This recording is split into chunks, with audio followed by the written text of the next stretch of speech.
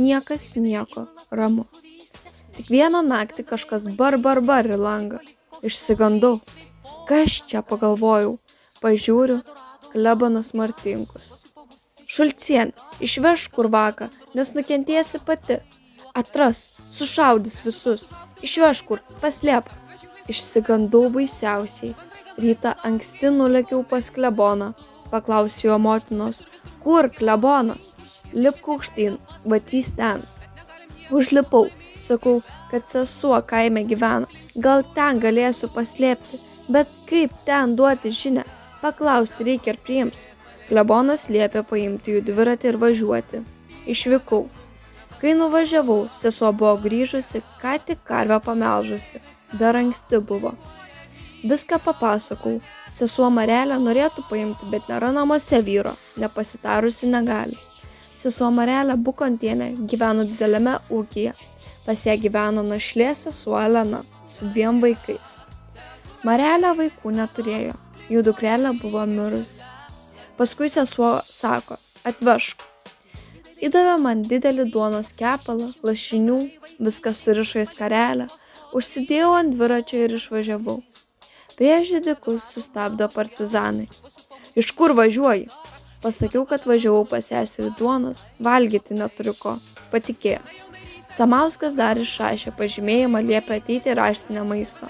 Parvažiavusi, nuėjau pas kleboną, jis pasakė, tegu Zenonas ateina, duosiu arklį ir nuvežkit. Nuėjo vyras, gavo arklį. Suviniojau vaiką, paėmiau daiktelius, išvežėme Mažeikių keliu, jau netoli Amerikos miško, kur greitai reikės supti į ruzgus. Sustabdė partizanai. Ką čia vežat? Vaikas susirgo, vežam pas daktarą. Praleido. Taip ir atsidūrėme pas seserį.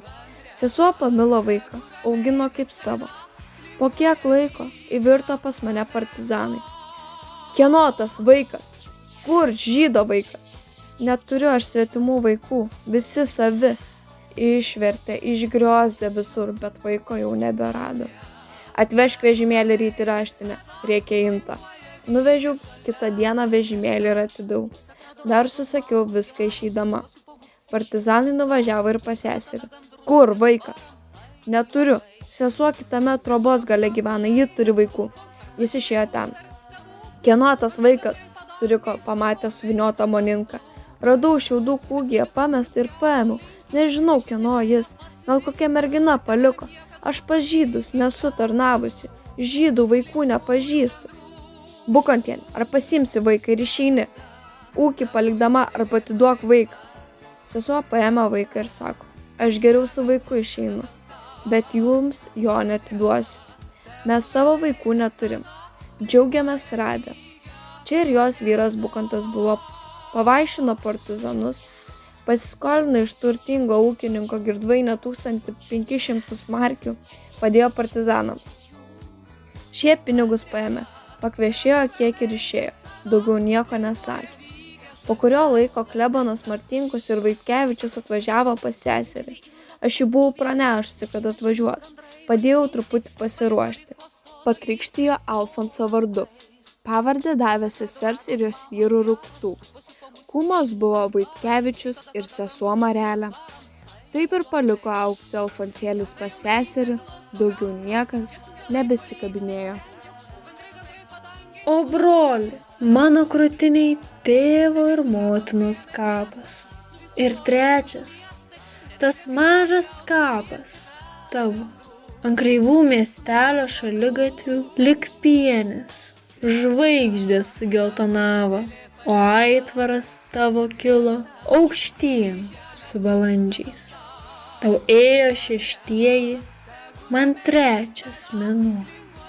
Tave seniai aš praugau ir man lemta suprasti, ko tu niekad nebesuprasi. Geltonos pienės žydi ir kaip tėvas kadaise už rankos mažos tave nepažinta visur aš veduos.